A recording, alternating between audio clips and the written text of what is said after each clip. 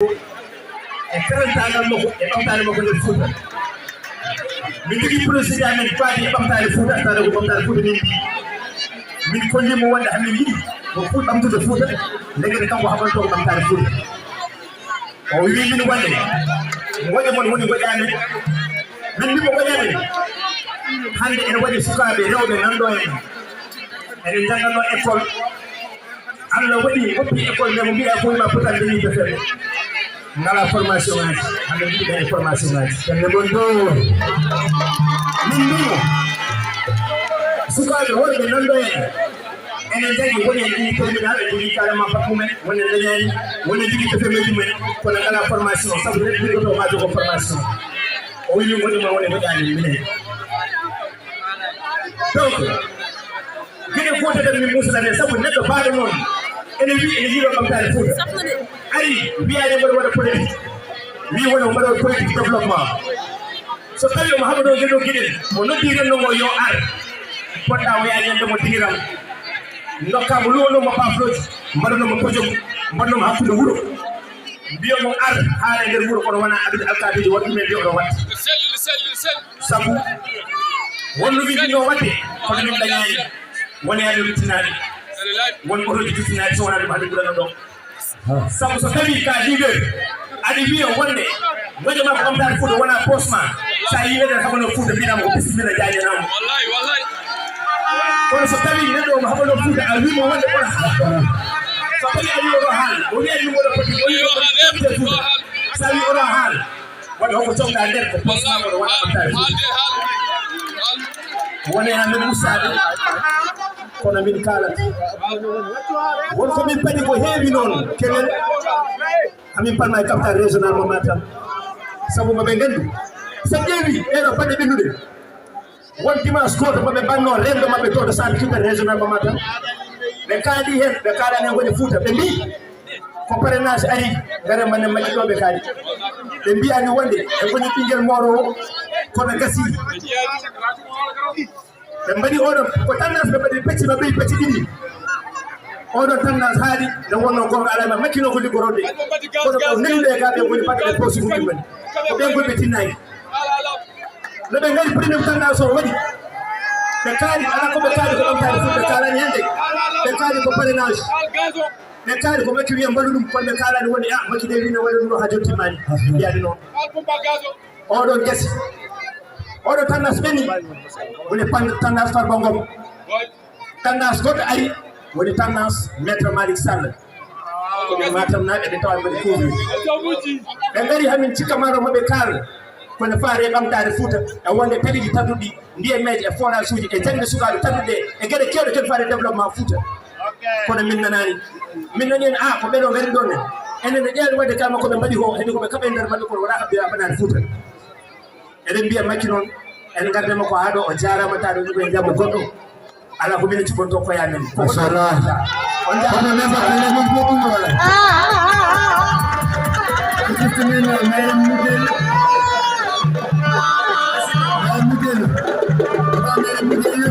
la délégation de Moudou la délégation de Moudou s'il vous plaît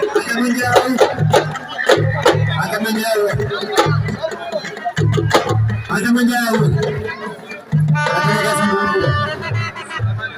rahmatullahi wa barakatuh dendagam luturunaɓe e délégation min calminama goto foof to woni en woni walla mbiyan tagana damnankani ganden ko ɓiɓɓe Fouta jinmi haaldude ɓiɓɓe Fouta mane ballete ɗon gande tampere waɗi saabu so tawi nangel fuɗanno nangel fuɗi wari bamma so tawi yen nangel fuɗi janggo doga surum ala ko nayi bamma accata min dowo gande noon lewino ɗo ɓiɓɓel morowo firata kono firi tawdi ha babɗi koɗi rewino ɗo kadi wonan Fuutankoɓe kon guertoɗe kono so guertogal jaɓi wonde mbarodi il faut ko wona mbarodi saabu kala laaɓiɓe Sénégal ko maɗa e Fouta madame la présidente Kelel Ndiaye o salmina en holno mbaweten daranaɓe koye men nde wonnoon Pulaar ne wiyanno so buto ali tutta e juuɗe mum ƴeewen 14 région gonɗo ɗo e Sénégal hol kanji fof no poti holɗuɗo yaaru caggal ko département Matam e ɓe gande kala laaɓiɗo Sénégal so dañani département Matam ko yata ko zéro wadde ɓiɓɓe fuutankoɓe onon sénes ganden ko enen goni Sénégal ko enen dawto mbawen lamminde Sénégal ɗum noon hande kala kene wiye o ko gardiɗo dittenmo ɗon par ce que holko woni ɗum so tawi gardiɗo ardimo o rewni sagal makko ɓe pewata ha hande wawata fewde ɗum noon oɗo délégation mo mbiyami Fouta enen génération Fouta so université hande ittama ko woni étudiant hande so ittama ko heddi ko bamɗum wonata e université saabu hay goto ala to kona fuutankoɓe fuutankoɓe dokki dañde liggade ɗumɓe fuutankoɓe dokki liggade ko yimɓe dañde ɗe gartire galle babiraɓe mumen sen dañi pelel jeeya holno mbawte widam yo fammin yimɓe kellel fammin yimɓeɓe holno mbawata mbadde ha daña ndewen e kellel o holla en no dañirten bandiraɓe oto ndewe e ngandu sa wiyama an ka moro oto salo moro kono noon so neɗɗo ardema wiɗum fof Mutu hikka ne wiya mir amen wi mir amen hikka wi mutu ko gettode son cananamo garon o wiyete ko Adama Ndiaye bimso Allah jaɓi hikka yaltan mutu ko 5 comment dire 5 to wonteteɗo je ne sais pas 5 bureau fort kanko fo o fiya hen haw leeñi sen mbaɗini wadde jaltineno mo ɗum yimɓen wattano berege salmini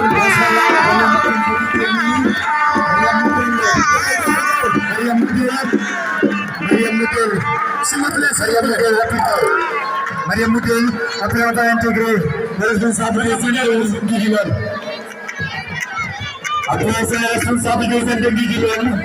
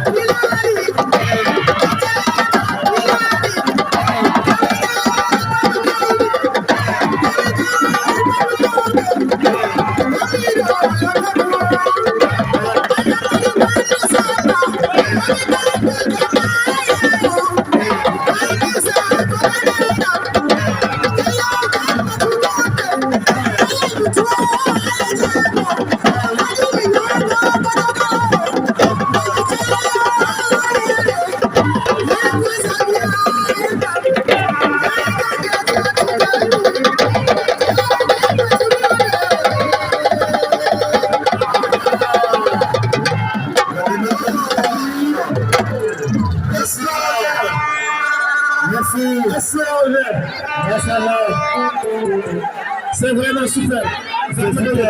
Monsieur le représentant des jeunes. Le représentant des jeunes de Guigilon. Monsieur Paul.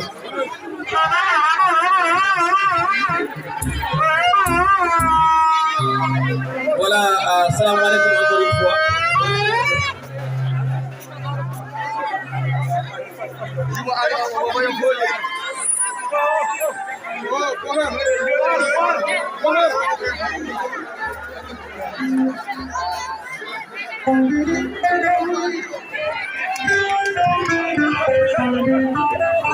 Merci. Assalamu alaikum encore une fois. C'est vrai que je dois parler au nom de la jeunesse, mais mami haale dow casquette ko haalteɗo gel kiɗiɗa ha joni faade joni ko foof en jii ko haala ko heewi ko boytani neɗɗo noon so tawi aɗa woyto yaro ko boytata ko a wawa safande ɗum hoore ma mboɗo yiɗi noon ko kalami ko mbatten haqqille no feewi par ce que mi winani kalami koye dow casquette. Je parle au nom de la jeunesse, mais je parle aussi avec une casquette de journaliste. Je suis comme tout à l'heure, journaliste et lady. Parce que à travers des couvertures, à travers à travers Kowada,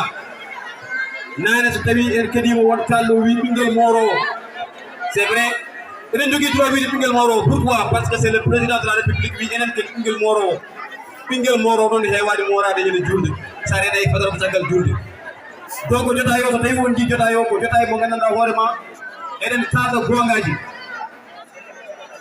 ni ko est ce que Fouta ene jogi tali balejo dare mayo ummade wurtoji faade gidi non est ce que dare mayo wala bien la région de Matam ene jogi hôpital de renommé au niveau 3 wala niveau 1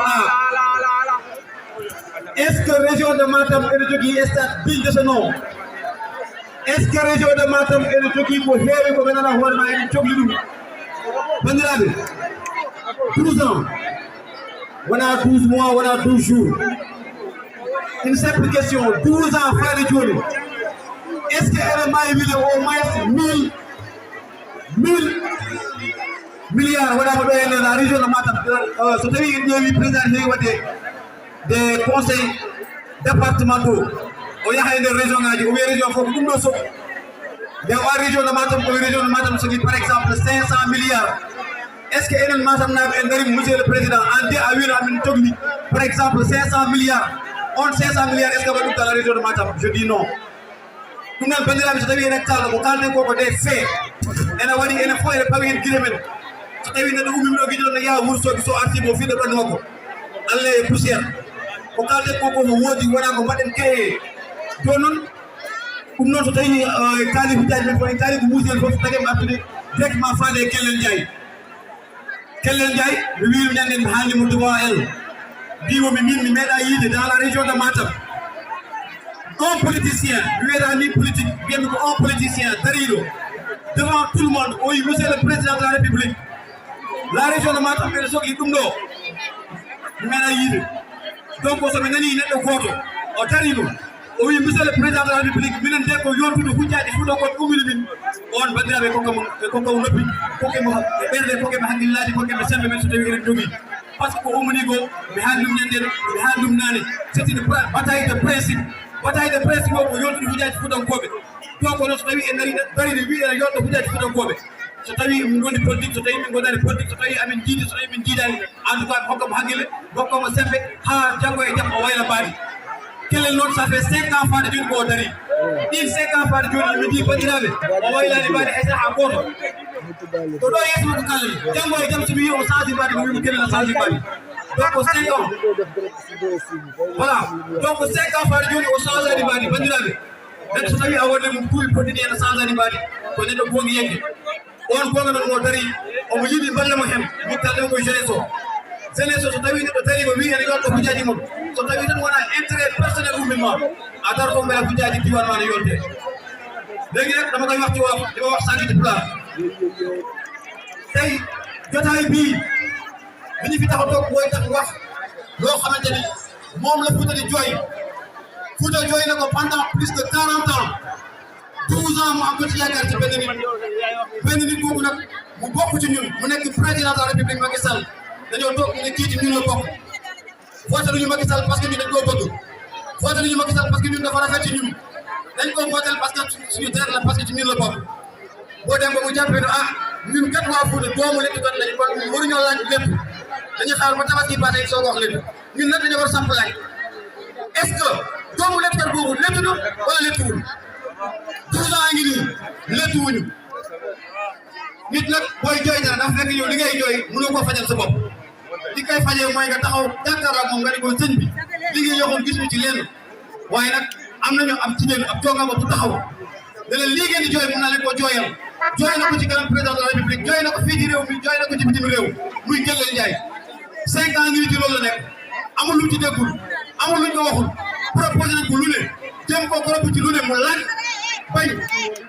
kooku nag bu bañee taxaw ne man li ma bëgg mooy waa Fouta gis seen bopp ci li ngeen di def ndax newoon naa leen bu keroog wax ko ci kanamu moom Jëlal Njaay mënoon na des France moom Jëlal Njaay mënoon na am benn poste ci gouvernement bi taxaw bu dee intérêt personnel moo ko yëkkati waaye nag taxaw na mu wan ni Sénégal man kat man Fouta moo ko yëkkati moo tax ma ne mouvement Fouta yee de Fouta ba dem mu ne mouvement Faabu Fouta ba léegi ñu fekk ci Fouta kon donc nag li ñu def mooy Jëlal Njaay bii ñu may ko nopp may ko xel may ko suñuy doole bu nekkee am nañ ko parce que moom li ko yëkkati mooy li ñuy jooy yàlla ci la 40 ans yàlla ci la 12 ans amuñu ko moomu taxaw di ñu ko jooyal bu nekkee amoon na ko moom ci poosam la koy def ba amu ko moo koy jooyal da koy dimbal ci jooy boobu wasalaam. Merci.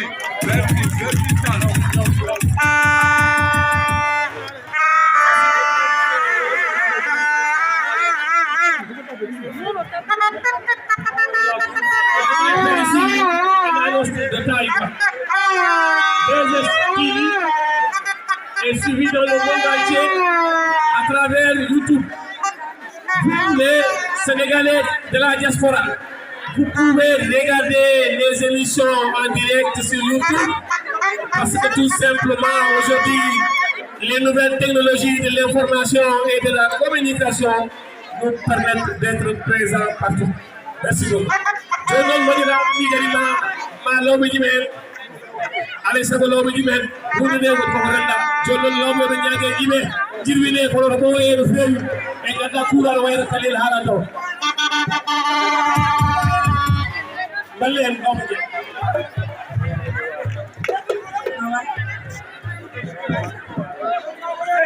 e jamire mon na re e jamire mon Seydi Njaay jamire mon Seydi Njaay jamire mon solake fuki sumana solake fuki sumana safana gaba jey safana gaba jey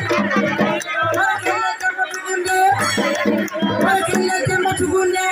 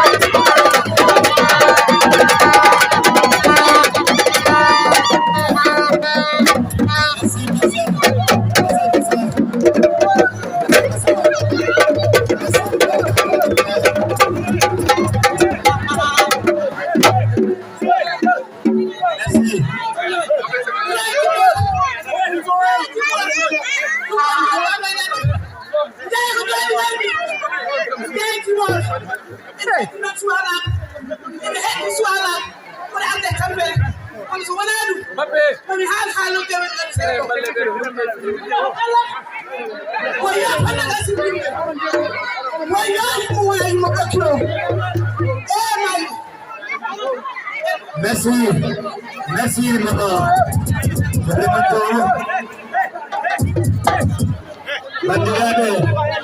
Pour un souci de communication,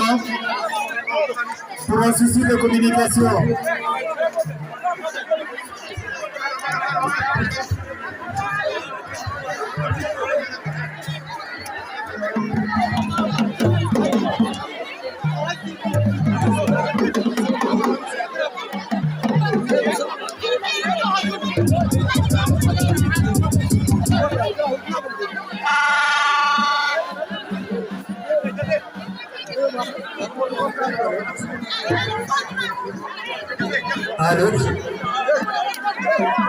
pour un souci de communication, bandiraɓe, discours eɗen jiiɗi tongude e français. Eɗen jiiɗi tongude e français, monsieur Senghor tonganen ɗum en français.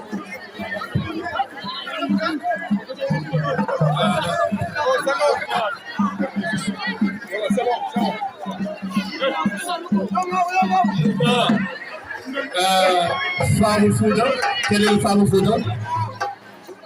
Ambassadrice du développement durable. Permettez-nous de vous saluer et témoigner profondément notre gratitude. Nous sommes à l'heure du discours. Non, nous sommes à l'heure du bilan.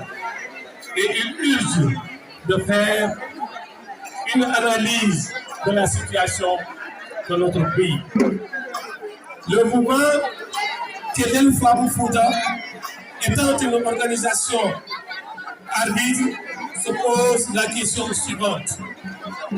Sur quoi portent les décisions du gouvernement et comment sont-elles prises? Nous voulons parler des orientations stratégiques du PSE, du plan sénégalais maison dans nos Fouta des profondeurs. Et il est important de rappeler l'objectif du mouvement Kelel Fabou Fouda. Agir pour créer des conditions de réussite économique, sociale des populations de Fouta.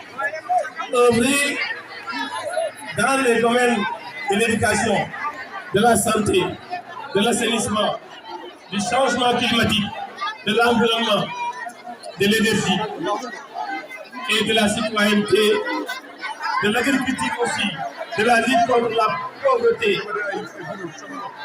de promouvoir le développement économique et culturel du Fouta, d'assurer la solidarité et l'entraide entre ses membres.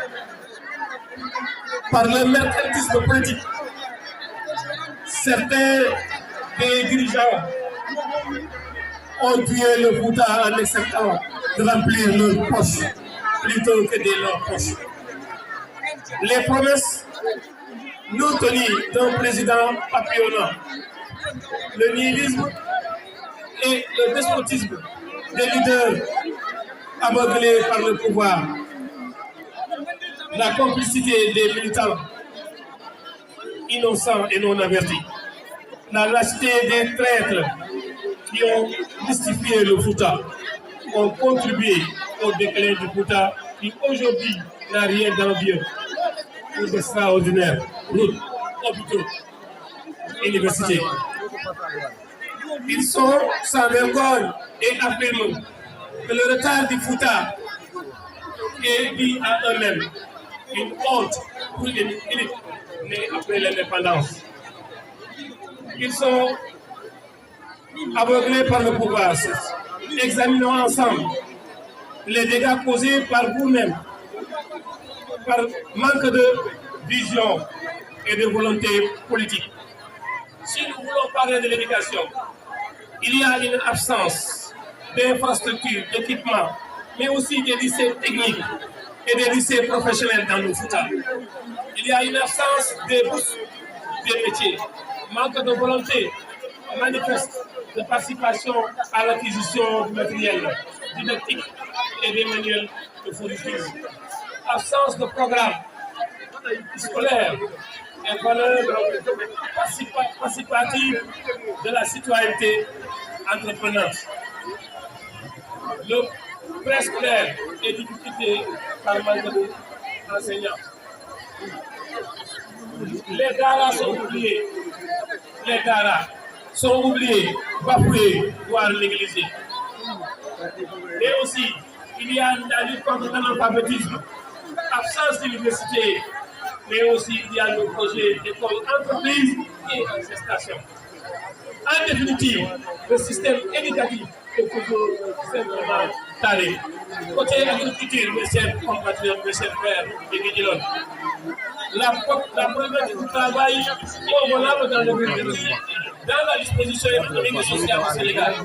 La crise de société et d'encadrement, je vous parlerai de la CE. Les politiques d'adaptation du secteur agricole et leurs conséquences. La carence du travail approprié dans le dispositif de l'agriculture. L'emploi des jeunes, l'emploi agricole, la formation et tant d'autres. Parlons des conditions de vie des travailleurs de l'agriculture et de déficit en travail adapté. L'insécurité alimentaire et l'insécurité socio-économique. La santé, pas d'hôpitaux modernes. Il faut aller à Cuba pour se soigner d'une manière extraordinaire. Il y a l'absence récurrente des gynécologues, des dentistes, des pédiatres, etc. Les centres de santé délabrement, comme le centre de santé des cadets. Côté environnement, il y a une mauvaise politique de gestion des déchets et de l'insalubrité. La participation à la déforestation par des coupes et d'abattage. Côté jeunesse et sport et loisirs. Le manque de promotion des activités socio-économiques sportives. Il y a un manque de réalisation des infrastructures aussi, des aires de jeux. La culture. Il y a un manque de promotion de la culture. Non-conservation aussi du style et monuments historiques. Côté social, il y a la division totale entre parents, il y a l'affaiblissement du tissu social, la dispersion des amis et voisins, la guerre entre jeunes et vieux, femmes manifestes, sacrifiées à cause de la politique politicienne, de l'aménagement du territoire, de l'urbanisme et de l'habitat. Le Fouta a retenu la leçon de la ville de Diamniadio. En matière de planification, tout a été fait sans consulter ni aviser la base, c'est-à-dire la population concernée. La liste est trop loin d'être exhaustive, mais nous souhaitons participer à ce cri de cœur au développement rayonnant du Fouta. Le Fouta des hôpitaux, des infrastructures de transport routier et fluvial, l'artisanat et l'industrie, le développement de la pêche et de l'élevage, écoles et d'art modernes, les nouvelles technologies de la télécommunication, de l'information, de l'élevage. Les membres du mouvement que les femmes Fouta sont organisés et veillent quotidiennement sur le bien-être des populations. Nous sommes cette jeunesse consciente qui est prête à faire face contre le totalitarisme. Vive le Sénégal, vive le Fouta, vive le Sénégal. Merci.